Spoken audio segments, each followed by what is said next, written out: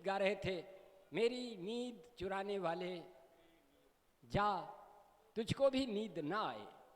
सारा का सारा वातावरण करुणा से आप्लावित था। कुछ बहुत भावुक महिलाओं की आंखों में आंसू भी चमकने लगे थे। मैं भी बहुत भावुक हो रहा था। पीछे देखा, हुल्लड़ जी मुस्कुरा रहे थे। मैं उनको अलग ले गया। मैंने कहा, भाई साहब, मेरी तो आंखें नम हो रही हैं। इतने अच्छे ढंग से गीत पढ़ा जा रहा है, इतना करुणा का गीत है, आपके होठों पे मुस्कुराहट कैसी?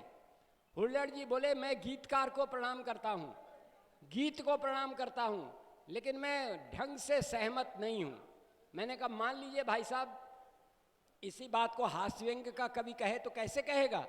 उन्होंने कहा, अरे भाई क्या है, प्रेयसी बात नहीं मान रही है और प्रेमी दुखी होकर के उसे शाप दे रहा है कि मेरी नींद चुराने वाले जा, तुझको भी नींद ना आए, तू भी जाने की व्यथा कैसे होती है। मैंने कहा, मान लीजिए हास्य व्यंग का कवि कहे तो? बोले, मैं तो ऐसे कहूँगा, मेरी नींद चुराने वाले तेरी नींद हराम करूँगा। अरे काहे के लिए हाथ जोड़ना? मेरी नींद चुराने वाले तेरी नींद हराम करूँगा, या तो मुझसे ब्याह रचा ले या तुझको बदनाम करूँगा। तो हास्य व्यंग इस तरह से प्रकट होता है। आइए हम भाई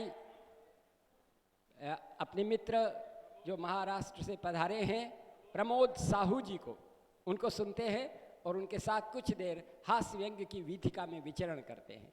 आइए जोरदार तालियों के साथ प्रमोद जी का स्वागत।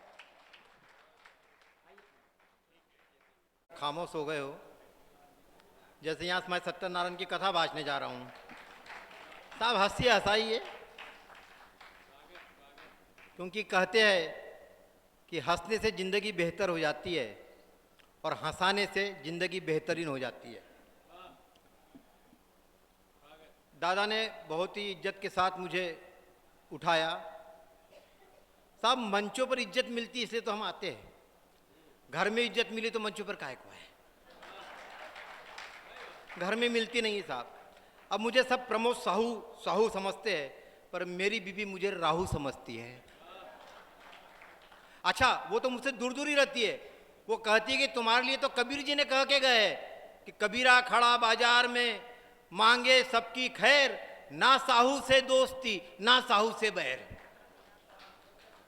अब कुछ लोग बोलते कि उन्होंने काहू कहा था। खैर ये शोध का विषय है। साहब मैं शिव शैलेंद्र जी यहाँ बैठे थे, चले गए, ना साहू से बैर। उनको जब मैंने देखा तो मुझे बहुत दुबले पतले लगे। उनको देखकर ऐसा लगा कि जैसे भारत में भूखमरी फैली है। और उसके बाद में जब मैं ये सफर जौनपुरी जी को देखता हूँ तो समझ में आ जाता है कि भूखमरी क्यों फैली है। अच्छा, ये सफर जी भी पहले ऐसे ही दुबले पतले थे। इनका मोहल्ले वालों पर कोई रोब जमता ही नहीं था, कोई इनकी कोई इज्जत ही नहीं करता था, कोई भाव ही नहीं देता था। इन्होंने सोचा यार क्या किया जाए कि मेरा लोग रोब धारण करे, रोब मेरा लोगों पे पड़े। इन्होंने एक अल्सीसन कुत्ता पाला। बोले इसके सहारे में घूमूंगा, मोटा तगड़ा अल्सीसन कुत्ता पाला, और बोले मोहल्ले वालों पे रोब जमाऊंगा। पर खुदा क्या ऐसी मार कि वो कुत्ता 3 दिन में ही दुबला पतला हो गया। अब ये बोले अब करे क्या? ये ढोर डॉक्टर के पास उसको लेके गए। ढोर डॉक्टर को बोला इसको फिर से मोटा तगड़ा करना है। ढोर डॉक्टर ने कहा कि ठीक है कोई बात नहीं, बस एक गोली देना है इसे, एक लंबी सी गोली है, एक ही गोली खिलाना है और फिर से मोटा तगड़ा हो जाएगा। उसने गोली खिलाने का तरीका भी बताया। बोले एक लंबी नली लेना, उसका एक सिरा कुत्ते के मुंह में रखना, दूसरे सिरे पर गोली रखना और बोले फूंक मार देना। इन्होंने ऐसा ही किया, घर में आए वैसा ही किया, लेकिन इसके पहले कि ये फूंक मारते कुत्ते ने फूंक मार दी। और साथ तो ताली अब बजनी चाहिए। अब कुत्ता इनको लेके मोहल्ले में घूमता है और मोहल्ले के कुत्तों पर रोब जमाता है। अच्छा है भाई, वाह वाह वाह वाह, बहुत बढ़िया। तो साहब बात दुबले पतले की थी।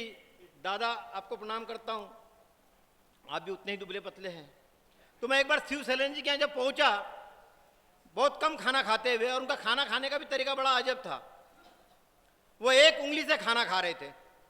मैंने कहा शैलेंद्र जी, लोगों को कांटे छुरियों चमचों से तो खाते देखा है, लोगों को कांटे छुरियों चमचों से तो खाते देखा है, पर एक उंगली से खाने का यह कौन सा नया तरीका है। हिंदी के कवि साहब उन्होंने बहुत ही मार्मिक जवाब दिया। अगर आप तक के बात पहुंचे तो मुझे तालियों से आशीर्वाद दीजिएगा। वो बोले, पारखी इस युग में यही क्या कम है, पारखी इस युग में यही क्या कम है कि पेट धर्म निभा रहे हैं। इस युग में यही क्या कम है कि पेट धर्म निभा रहे हैं। और इस बढ़ती महंगाई में अब 5 उंगलियों से खाना संभव नहीं है, इसलिए एक उंगली से खा रहे हैं। भाई अच्छा है, एक उंगली से खा वाह वाह वाह वाह वाह, उंगली से खा रहे हैं। बढ़िया। दोस्तों, लोग सोचते हैं, लोग समझते हैं कि हम पेट भरने के बाद दांत कुरेदते हैं, पर सच तो यह है कई बार कई लोग दांत कुरेद कर ही पेट भरते हैं। कई बार कई लोग दांत कुरेद कर ही पेट भरते हैं। बाजू में बैठे थे दीदी, आदरणीय दीदी बोली कि इन्होंने बड़ी बड़ी मनके की बोली माला क्यों पहन रखी है। दीदी एक्चुअली ये पार्ट टाइम पंडिताई का काम करते हैं, टीला लगाते, ये लगाते, देखिए साधु जैसा वेश है। अच्छा, इसी वेश में रावण ने सीता का अपहरण किया था। तो ये पार्ट टाइम में पूजा पाठ करते। गणेश के मंदिर में पुजारी है। उस दिन जब गणेश स्थापना हो रही थी, गणेश चतुर्थी के दिन, इन्होंने एक ऐलान कर दिया मंदिर से कि बोले आज का दिन बहुत ही शुभ है, बहुत ही शुभ योग है। राहु केतु को निहार रहा है, मंगल गुरु को निहार रहा है, और सभी ग्रह अपनी अपनी जगह पे बैठे हुए हैं। बोले आज का दिन बहुत ही शुभ है। आज के दिन जो भी भगवान के नाम पे 100 रुपए की पर्ची काटेगा वो सीधा स्वर्ग में जाएगा। रात के 12 बजे तक का वक्त दिया उन्होंने। रात के 12 बजे तक लोगों ने पर्ची कटाते रहे। जब सब भक्त रात को चले गए, इन्होंने पैसे गिनने शुरू किया। नोटा गिन रहे थे, उतने में एक चाकू लेके आ गया, इनके गले पे लगाया, बोले पूरे पैसे बैग में भर। इन्होंने बेचारों ने पूरे पैसे बैग में भर दिए। बैग भर के वो निकलने लगा तो ये चिल्लाए, नास पीटे, तुझे नरक मिलेगा नरक। बोले काहे को खाम को, 100 रुपए की रसीद तो मैंने भी कटाई थी। भाई अच्छा है, वाह वाह। अच्छा, ये वाह, दिखने में पंडित के आकार के, उस दिन देखा मैंने कि 2 महिलाओं के गले में हाथ डाल के चले आ रहे हैं। ये 2 महिलाओं के गले में हाथ डाल के चले आ रहे थे, मानो भारतीय सभ्यता का मजाक उड़ा रहे थे। मैंने कहा इस उम्र में इश्क की छैया, इस उम्र में इश्क की छैया, पर नार को गल भैया, अरे कुछ तो शर्म करो भैया। वो बोले पारकी तू न जाने किस दृश्य को देख भरमाया है, तू न जाने किस दृश्य को देख भरमाया है। अरे व्यर्थ का ही विवाद उठाया है। अरे मैंने तो ढलती उम्र में बस गांधीवाद अपनाया है, मैंने तो ढलती उम्र में बस गांधीवाद अपनाया है। सर, जिसको अगर समझ में आया तो एक बार ताली से नवाज दीजिए। अच्छा है, अव्यंग समझ में आया। अच्छा है, अच्छा है। बातें, हमारी हिंदी भाषा बहुत ही कहावतों से परिपूर्ण है, लेकिन कभी कभी कहावत गलत हो जाती है। तो हमारा दोस्त राम लुभाया पटना गया और वहां से शादी करके आया। बोला यार शादी में मुझे नहीं बुलाया, पर जाके उसे दे दूं बधाई। पर जब उसके घर पहुंचा तो उसके चेहरे पर उदासी पाई। मैंने कहा राम लुभाया, नई शादी पर चेहरे पे ये उदासी, क्या बात हो गई? बोले कहावत गलत हो गई। बोला कौन सी कहावत गलत हो गई? बोले जिसकी लाठी उसकी भैंस, जिसकी लाठी उसकी भैंस। ये कहावत मेरा ससुरा गलत ठहरा गया और लाठी के दम पर ही कमबख्त मुझे भैंस थमा गया। अब सिचुएशन बहुत टेढ़ी है, और लाठी उसकी है न भैंस मेरी है।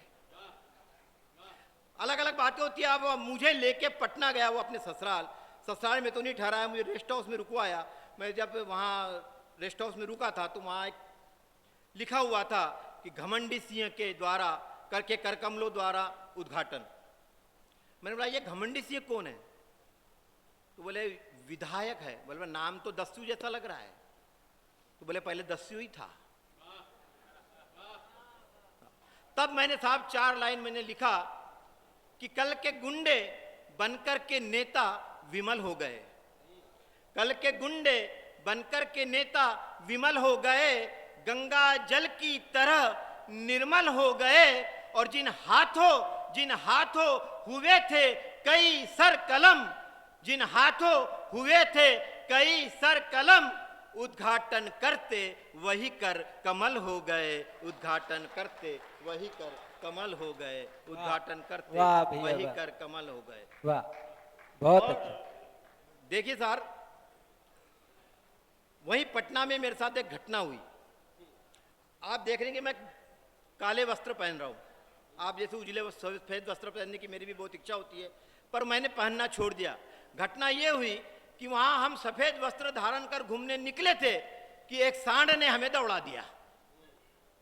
सफेद वस्त्र धारण कर घूमने निकले थे कि एक सांड ने हमें दौड़ा दिया। हमने खुद को बचाते, कांपते, हाँपते एक सज्जन से पूछा, भाई साहब, लाल रंग को देख भड़कते हुए हमने सांड तो देखा है, लाल रंग को भड़कते हुए हमने सांड तो देखा है, पर सफेद रंग को भड़कते हुए सांड तो अनोखा है। वो सज्जन बोले, भाई साहब, ये देवी के नाम पर खुला छोड़ा सांड है, ये देवी के नाम पर खुला छोड़ा सांड है। सारे शहर को अपनी बपोती और आवारागर्दी को अपना अधिकार मानता है, और चारा घोटाले के बाद से तो शहर के छुड़भइये नेताओं को अपना प्रतिद्वंदी जानता है। सांड होकर भी दिमाग रखता है, सांड होकर भी दिमाग रखता है, एक म्यान में दो तलवार का अर्थ समझता है।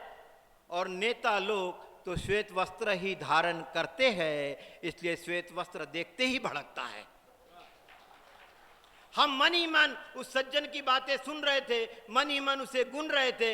एक ही निष्कर्ष सामने आया कि कुछ उजले नेताओं की काली करतूतों से, कुछ उजले नेताओं की काली करतूतों से जनता तो जनता, अब पशुओं में भी आक्रोश निर्माण हो रहा है। और जो श्वेत रंग कल तक उज्ज्वलता, पवित्रता, शांति का प्रतीक था, जो श्वेत रंग कल तक उज्ज्वलता, पवित्रता, शांति का प्रतीक था, वो श्वेत रंग भी अब बदनाम हो रहा है, वो श्वेत रंग भी अब बदनाम हो रहा है।